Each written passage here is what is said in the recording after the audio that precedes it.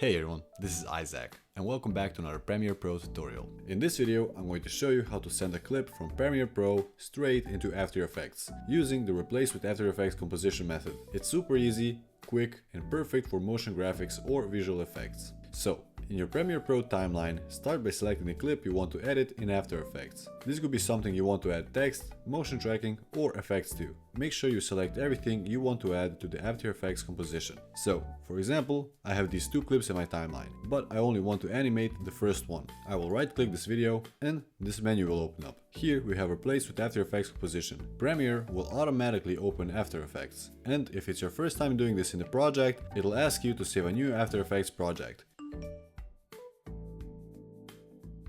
Go ahead and give it a name and choose the location where you want to save it.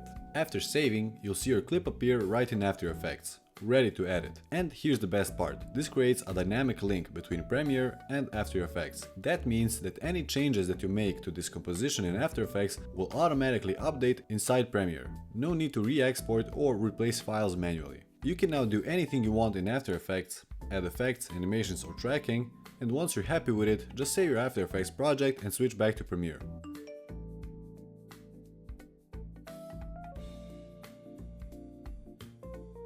Once you're happy with it, just save your After Effects project and switch back to Premiere. You'll notice the clip in your timeline has turned into a red After Effects composition. That's your linked composition. If playback is a bit laggy, that's normal. Dynamic link can be very demanding on your computer.